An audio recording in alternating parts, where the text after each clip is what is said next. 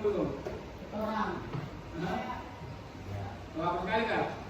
Lebih lagi. Aku masih bisa ditahan. Kita masuk dulu ya. Baca pendengarnya, adil. Mungkin boleh aja bikin kan, bisa mulai pakai.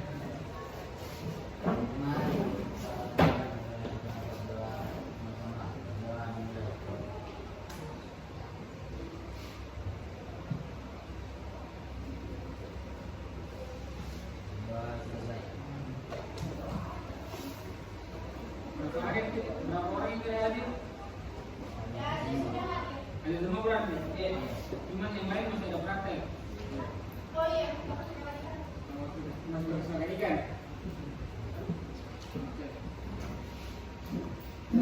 Jadi hari ini kita akan membahas terkait materi people pleaser. Ada yang tahu apa itu people pleaser? Hah? Atau ada yang pernah dengar? Apa? Orang. Ayo kita lagi. Oke, jadi people pleaser adalah seseorang yang memiliki kebutuhan emosional yang kuat, di mana dia rela mengorbankan waktunya untuk kebahagiaan orang lain, atau biasa disebut dengan orang yang tidak enakan. Tahu orang yang tidak enakan? Tahu. Ada di sini yang begitu? Siapa? Banyak. Oke. Jadi di sini ada ciri-ciri utama dari people pleaser atau orang yang tidak enakan. Ada yang tahu apa saja? Ciri-ciri orang yang mengalami people pleaser. Bagas, tahu kan? Hah? Perempuan? Ya. Ya, yang pertama sulit untuk mengatakan tidak. Karena ketika dia mengatakan tidak terhadap ajakan dari orang lain, dia itu takut terlihat jahat di mata orang lain. Ada yang merasakan hal tersebut? Ada. Oke. Berarti tentunya ada sering meminta maaf, di mana selalu meminta maaf, bahkan bukan kesalahan yang dia perbuat sendiri, dikarenakan perasaan yang tidak enak, sehingga takut dia dicap jahat, sehingga dia mengalah. Yang ketiga, kehilangan jati diri, di mana selalu menyesuaikan diri dengan kelompok-kelompok orang lain, walaupun kelompok tersebut tidak membuatnya nyaman. Nah, contohnya seperti Bayu. Nah, Bayu tidak cocok dengan circle dalam Bagas. Nah, akan tetapi dikarenakan Bayu ingin terlihat selalu baik, nah, walaupun di lingkungan tersebut tidak membuat dia cocok, dia tetap memaksakan dirinya hingga dia kehilangan jati diri sendiri. Dan selanjutnya ada terlalu memikirkan penilaian orang lain. Ada yang paham? Terlalu memikirkan penilaian orang lain.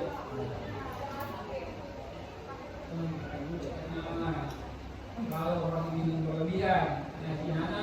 Dia ini sebenarnya banyak orang yang senang dengan dia.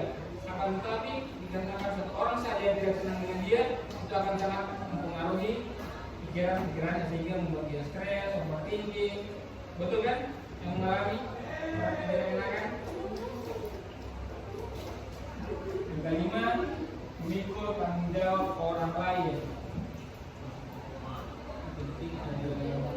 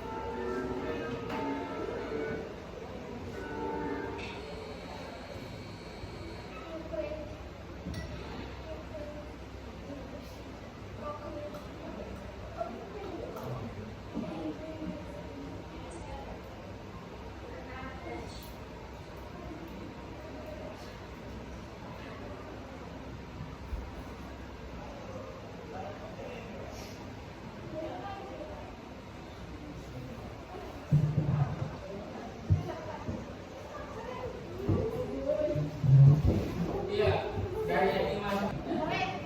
Ada yang bisa?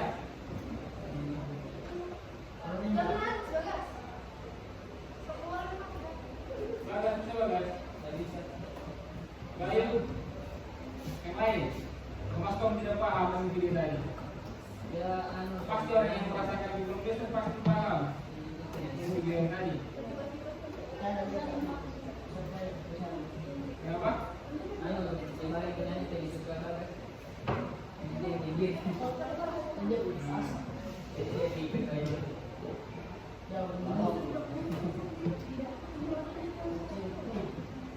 Ya, yang mana di ayat masa tadi kita sudah melihat kan, di mana ciri-ciri dari kebiasaan yaitu seperti tadi, ketika dia sedang berbicara di depan banyak orang, nah, padahal banyak sudah orang yang senang dengan dia kan, akan tetapi karena kata orang ada sangat membuat dia overthinking yang berlebihan, betul tidak?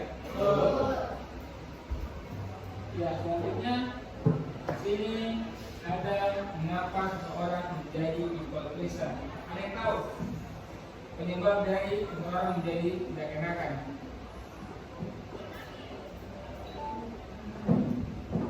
Ada yang tahu? Ya, yang pertama, di sini ada dua faktor. Yang pertama ada dikarenakan rendahnya kepercayaan diri, merasa nilai dirinya hanya ada jika bisa berguna bagi orang lain. Dan faktor yang kedua dikarenakan pengalaman masa lalu. Di sini ada pas masa kecilnya selalu dituntut untuk selalu taat dan patuh, tidak boleh salah sedikit, kayak dipukul, dimarah, ada yang begitu. Jadi itu salah satu penyebab dari hipokrisat. Ada.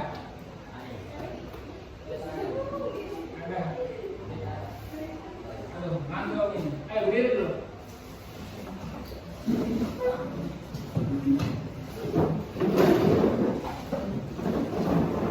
Oke, sama kalian.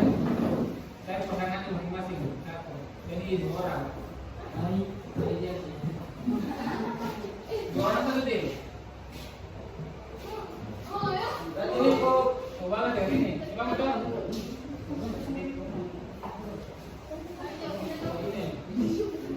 Balas gabung belakang dia. Ini gabung di siapa satu pulpen? Satu pulpen dia.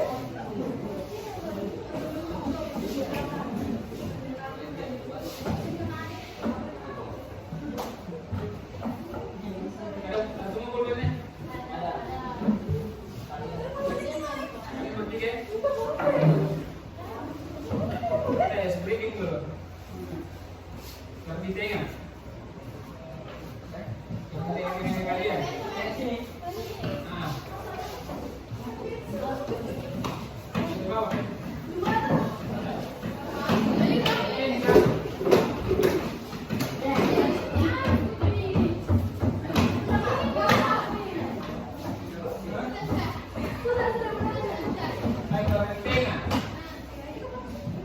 Gamenya itu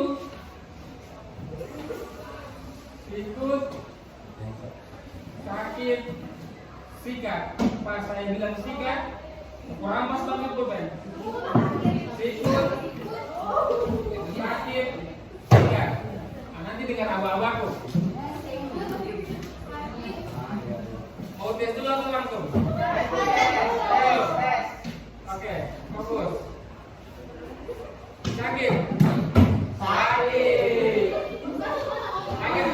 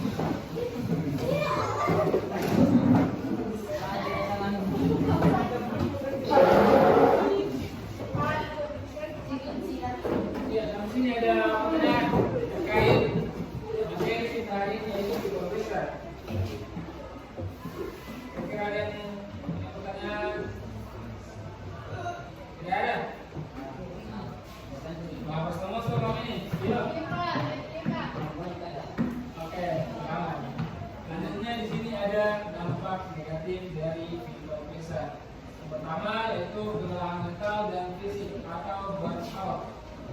Karena kehadiran yang terlalu penuh membantu orang lain. Kedua, menumpukan rasa kesal. Diam-diam merasa marah karena merasa malu dimanfaatkan oleh orang lain. Atau kamu tidak bisa memanfaatkan orang lain, toh? Yang ketiga, kehilangan autentisitas. Sulit mengetahui apa yang sebenarnya kalian inginkan karena terlalu sibuk mengikuti keinginan orang lain tanpa memikirkan diri kalian sendiri. Dan yang terakhir yaitu langkah mengatasinya, yaitu dengan belajar menjadi asertif. Pertama, jeda sebelum menjawab. Nah, contohnya Bayu diajak Bagas pergi jajan katanya. Nah, di sini posisinya Bayu ini tidak mau ke kantin. Entah itu Bayu hemat atau malas. Boleh. Latihan ya, belum Bagas, belum ke kantin. Ini ada hemat. Maka itu adalah langkah kecil di mana untuk menghilangkan rasa tidak enakan. Yang kedua, mulai dari hal-hal kecil lah, berlatih melakukan hal sepele seperti menolong jajan jika kalian memang sedang ingin berhemat. Ketiga, gunakan kalimat penolakan yang jelas. Nah, dan juga apabila kalian menolak ajakan dari orang lain, misalkan kalimatnya kalian itu tidak mendukung orang lain, pasti paham semua kan memilih kalimat yang baik. Yang terakhir, sadari bahwa kita tidak bisa menyenangkan semua orang. Adalah hal yang mustahil untuk disukai oleh setiap orang di dunia ini, dan itu tidak apa-apa. Nah, sampai di sini ada pertanyaan sebelum kita tutup. Ayo, yang orang yang tidak enakan, semoga dia mempertanyakan. Tidak ada. Bagas. Tidak ada. Jadi sudah paham apa itu diplomasi? Kamu itu berbeda. Orang yang memiliki emosian terlalu kuat. Kenapa? Terlalu tinggi. Emosian. Emosian. Benar. Benar. Alif paham ya?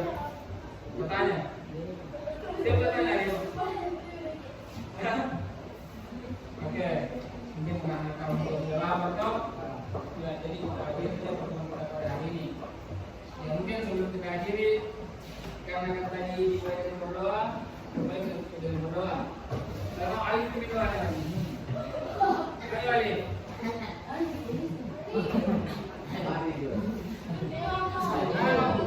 Ayo. Bisa. Sebelum kita ubah, Bisa Alif. kita makan. Bagus tidak? Bagus. Nah, Sebelum kita mulai pelajaran ini, mari kita berdoa. Saya masih berdoa kita.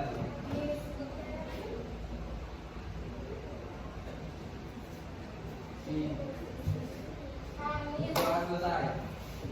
Bagus, terima kasih. Saya diri bila itu hidayah. Wassalamualaikum warahmatullahi wabarakatuh. Bye.